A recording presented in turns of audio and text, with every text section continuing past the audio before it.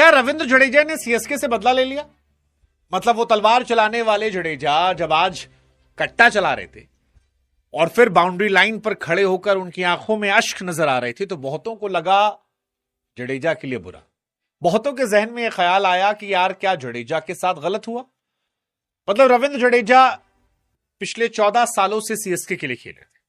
CSK ने जो trophies जीती हैं उसमें रविंद्र जडेजा की बहुत भूमिका रही है।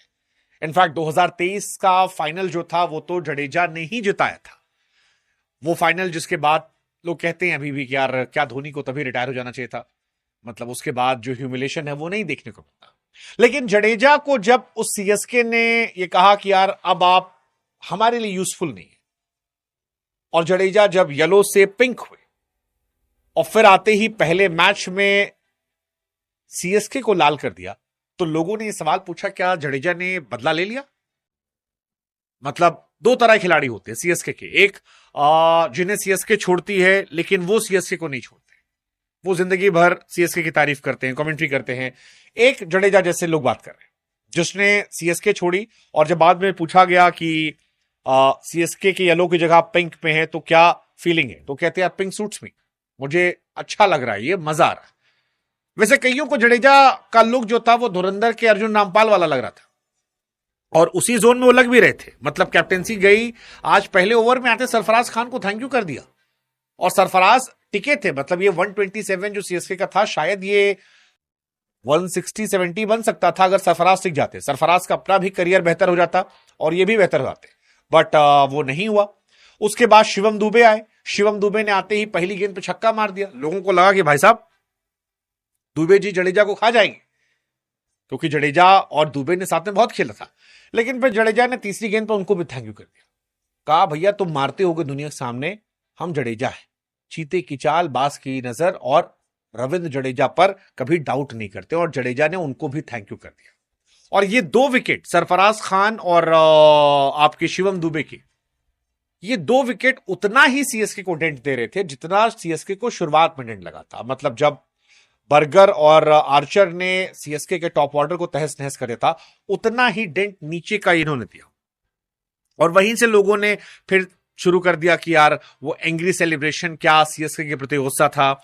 मतलब रिवेंज तो था यार, वो जो कट्टा वाला था ठाए ठाए ठाए ठाए ठाए ठाए, वो एक्चुअली रिवेंज था, क्योंकि 57 रन पर छठा विकेट गिराया था जडेजा ने और वो कट्टा जबरदस्त था। हालांकि जडेजा की आंखों में अश्क जो थे वो भी ग्राउंड पर दिखाई पड़े। मतलब सीएसके के फैंस जब वो बाउंड्री पे फील्डिंग कर रहे थे तो thank you thank you thank you thank you कर रहे थे, थैंक यू जडेजा, जड्डू जड्डू जड्डू जड्डू। और जड्डू को छोड़कर एक्चुअली जड्डू के आने से आरआर जो है बड़ी स्ट्रांग हो गई है, क्योंकि आरआर की अगर आप बॉलिंग देखोगे तो आर्चर इस साल अच्छे फॉर्म में लग रहे हैं, बर्गर जो है वो अच्छे लग रहे हैं, संदीप शर्मा के पास हमेशा से कंट्रोल रहा है। अब बिश्नोई और Jadeja I think top bowling जो है वो इनकी सॉलिड हो गई है। सीएसके ने मिस कर दिया, क्योंकि आज सीएसके के मुझे 127 रन से ज्यादा जो परेशानी दे रहा था वो था 12 ओवर में आरआर का जीतना, क्योंकि मैट हेनरी चले नहीं और नूर की पिटाई हुई, अंशुल और खलील के अलावा बॉलर ही नहीं था उनके पास।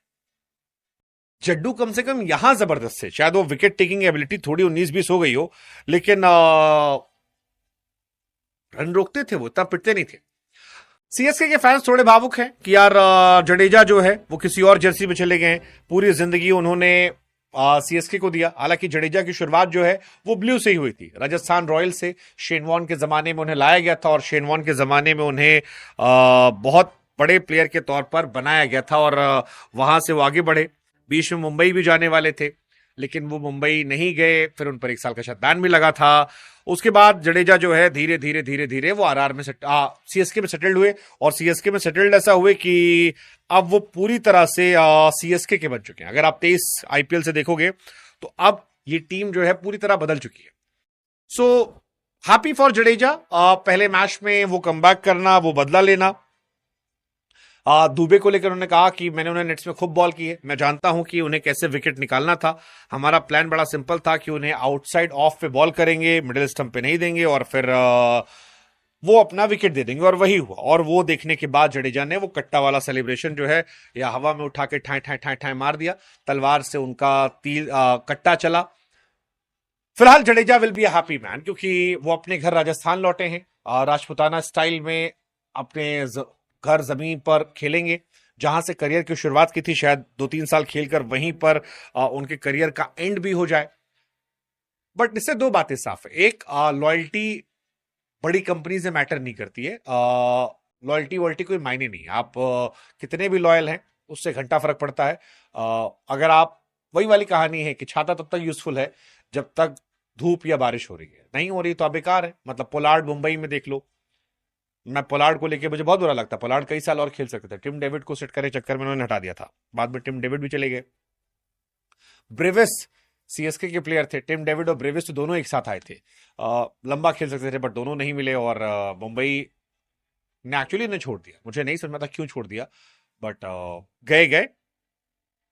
जडेजा भी गए। हालांकि जडेजा इज अ वॉरियर। जाकर उन्होंने रोना गाना नहीं किया, जाकर उन्होंने परफॉर्म किया, जबरदस्त परफॉर्म किया, और उनकी परफॉर्मेंस का असर है कि उनकी टीम फिलहाल मजबूत है।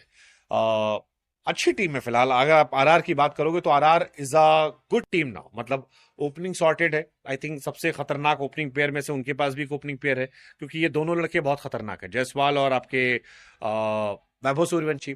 3 नंबर पर जुरेल से थोड़ा सा मुझे देखना है कि ध्रुव जुरेल जो है वो क्या करते हैं। 4 नंबर पर रियान पराग पर कोई डाउट नहीं है।